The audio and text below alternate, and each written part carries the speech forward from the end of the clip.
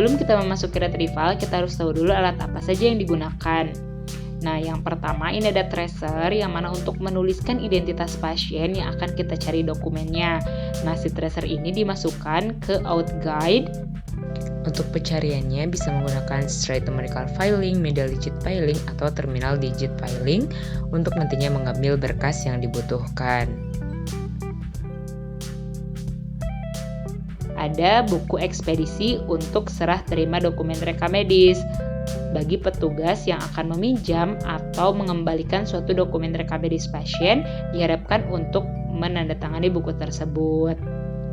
Selanjutnya ada dokumen rekam medis. Dokumen rekam medis ini meliputi beberapa bagian. Ada anamnesa, ada untuk rawat jalan, rawat inap, pemeriksaan, radiologi, dan lain-lain.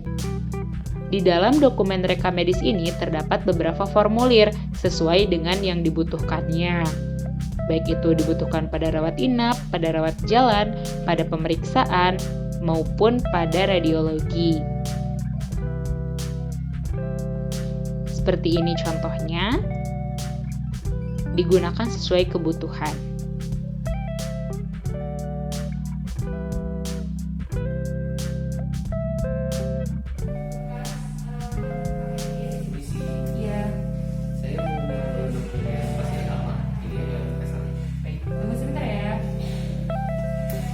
Setelah itu, petugas filing mencari dokumen rekam medis, baik itu menggunakan middle digit filing atau terminal digit filing. Kemudian OutGuide-nya dimasukkan sesuai nomor yang bersangkutan dan dibawa dokumen rekam medisnya. Begitu pula untuk sistem terminal digit filing, kita lihat dua angka belakangnya, lalu kita cari nomornya. Ketika sudah ketemu, tracer dan OutGuide tersebut dimasukkan lalu diambillah dokumen rekam medis yang diperlukan untuk nantinya diberikan ke petugas yang bersangkutan. Ini untuk dokumen rekam medisnya, tapi sebelumnya diharapkan untuk mengisi buku ekspedisi terlebih dahulu.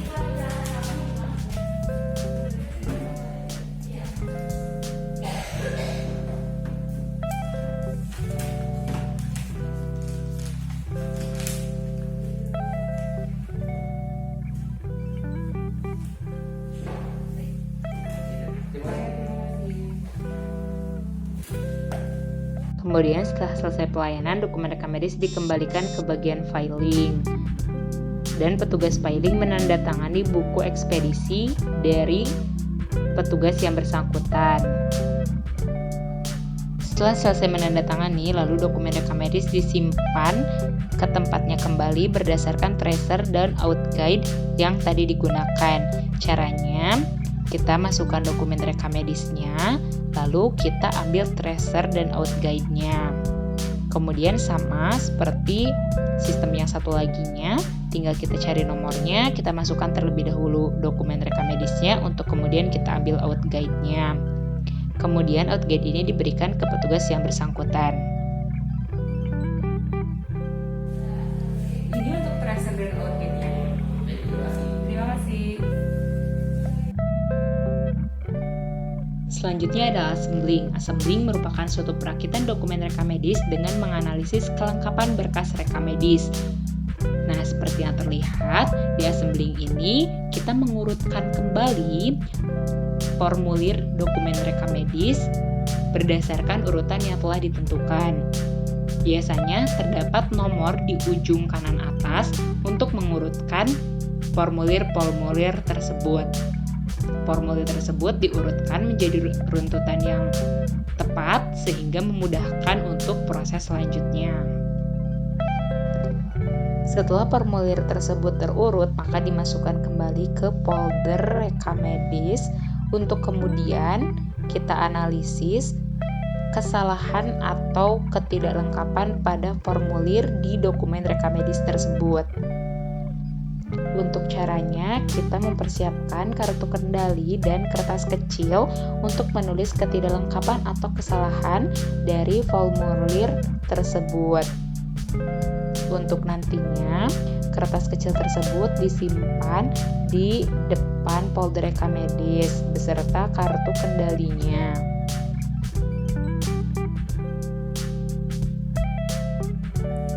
selanjutnya yaitu analisis. Analisis ada dua, ada analisis kuantitatif dan ada analisis kualitatif. Analisis kuantitatif merupakan suatu analisis yang digunakan untuk menilai suatu kelengkapan dan keakuratan suatu dokumen rekam medis pasien.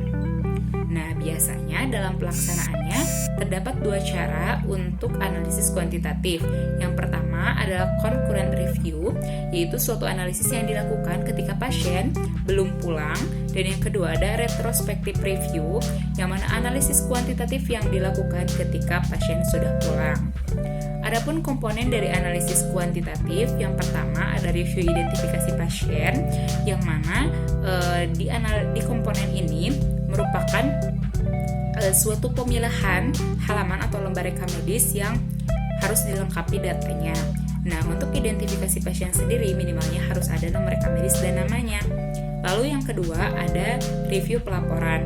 Review pelaporan merupakan suatu bukti rekaman yang dipertanggungjawabkan secara lengkap. Nah, biasanya ada data kunjungan pasien, misalkan ada alasan dia berobat, riwayat penyakit, lalu ada diagnosis, ada data tambahan seperti lab dan lain-lain, yang biasanya data tersebut ditemukan di hasil pemeriksaan seperti EKG dan lain-lain. Lalu yang ketiga ada review autentikasi. Nah, dokumen rekam medis memiliki keabsahan, harus ada tanda tangan dokter gigi atau tenaga kesehatan yang bersangkutan dan tanda tangan pasien tersebut. Adapun autentikasinya itu berupa yang pertama tanda tangan, yang kedua stempel milik pribadi, yang ketiga inisial komputer, yang keempat password, dan lain-lain.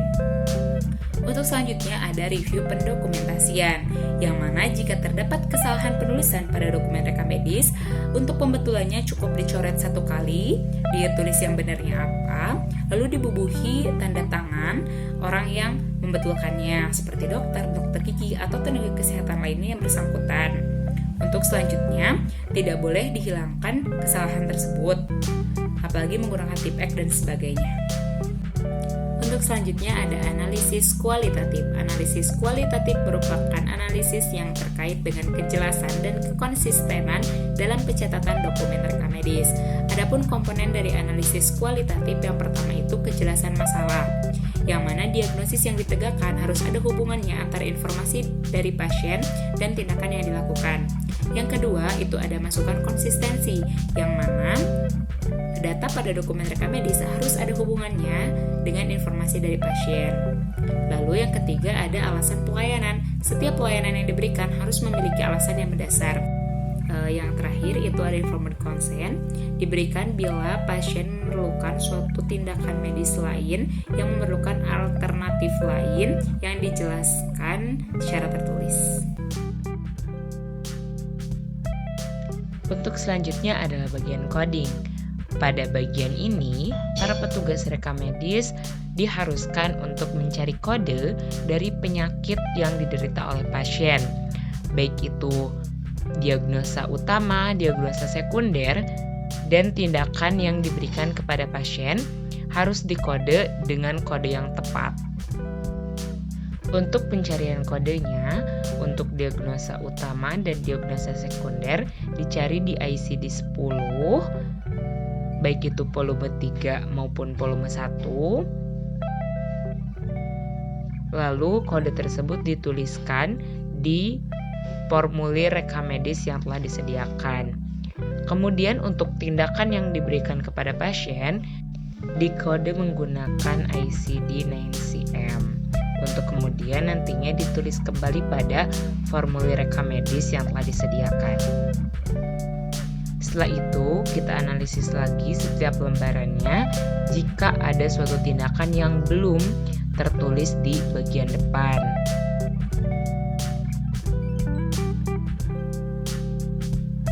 Untuk selanjutnya adalah bagian indexing. Di bagian indexing ini, petugas rekam medis membuat tabulasi sesuai dengan kode yang sudah dibuat ke dalam indeks-indeks. Nah, adapun jenis indeksnya, yang pertama itu ada indeks pasien.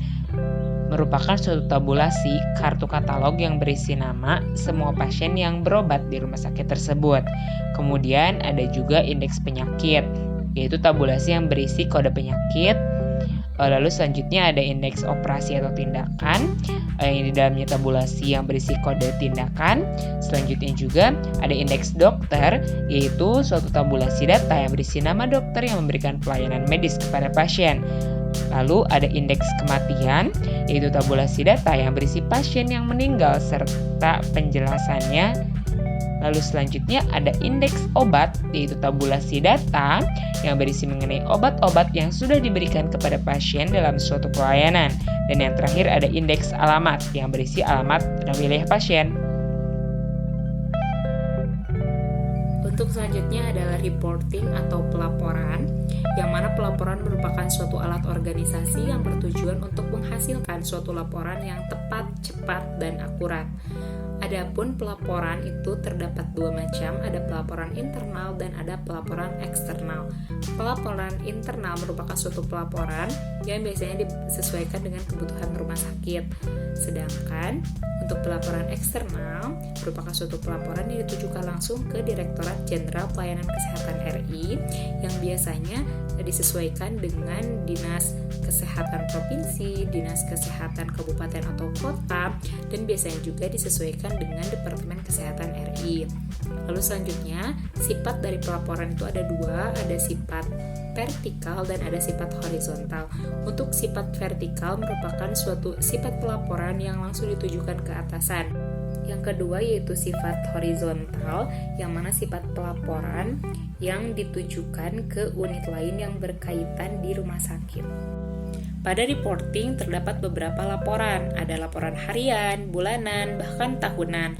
Untuk laporan harian meliputi laporan kunjungan pasien rawat jalan, laporan kunjungan pasien rawat inap, laporan kunjungan pemeriksaan penunjang, dan laporan rekam medis yang keluar perharinya. Untuk yang kedua yaitu laporan bulanan. Nah, laporan bulanan ini biasanya terdapat pada RL5, meliputi pengunjung rumah sakit, kunjungan rawat jalan, 10 besar penyakit rawat inap, 10 besar penyakit rawat jalan. Untuk selanjutnya, itu ada laporan tahunan. Laporan tahunan ini mencakup RL1 sampai RL4, yang mana di dalamnya ada data dasar rumah sakit, data ketenaga kerjaan, data kegiatan pelayanan, data morbiditas atau mortalitas.